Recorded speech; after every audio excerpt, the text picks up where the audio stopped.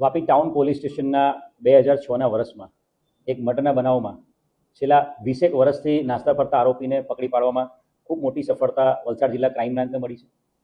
બનાવની જો હકીકત કહીએ તો 2006ના વર્ષમાં એક બળકુસિંહ ઠાકુર અહીંયા વાપી વિસ્તારમાં જે ગેસનું ગોડાઉન છે એમાં નોકરી કરવા આવેલ હતો.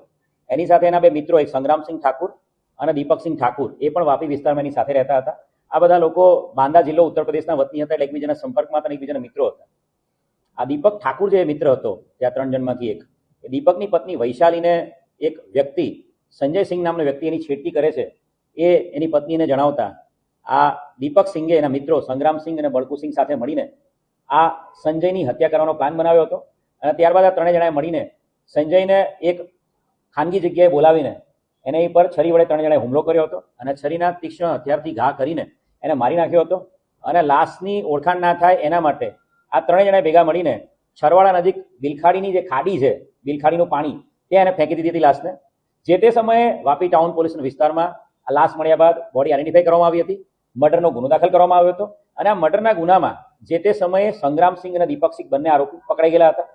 બળકુસિંહ જે છેલ્લા 20 વર્ષથી આ ગુનામાં નાસ્તો પડતો હતો, ક્રાઇમ બ્રાન્ચે રેન્જ આઈજી શ્રી પ્રેમવીરસિંહ સાહેબની જે સૂચના છે, વર્ષો જૂના જે ગુનાઓમાં નાસ્તા પડતા આરોપી પકડવાની જે સૂચના આપેલી છે, એના આધારે ક્રાઇમ બ્રાન્ચે આ ગુના પર વર્કઆઉટ ચાલુ કર્યું હતું.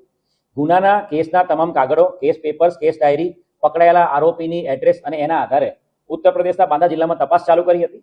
અને એના આધારે ખબર પડી હતી કે નાસ્તો કરતો આરોપી બળકુસિંહ છે એ જબલપુર કોઈ જગ્યાએ રહે છે અને જબલપુર કોઈ જગ્યાએ કુક તરીકે રેસ્ટોરન્ટમાં કામ કરી રહ્યો છે.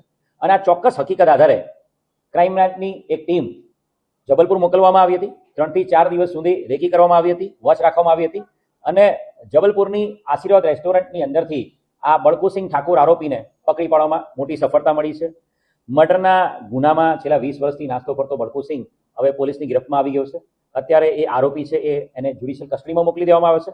બળકુસિંહનું આના પછી પણ 2006માં મર્ડર કરી નાસી ગયો. ત્યારબાદ એને 2013માં પણ એને જબલપુરમાં પણ એક મર્ડરને અંજામ આપ્યો હતો અને એ ગુનામાં પણ એને સજા પડેલી છે. અને એ ગુનામાં પણ એ 3 વર્ષ સુધી જબલપુર સેન્ટ્રલ જેલમાં રહેલો હતો. એટલે બે મર્ડર કરનારો આરોપી પોલીસની પકડમાં આવી ગયો છે અને હાલ એ જ્યુડિશિયલ કસ્ટડીમાં છે.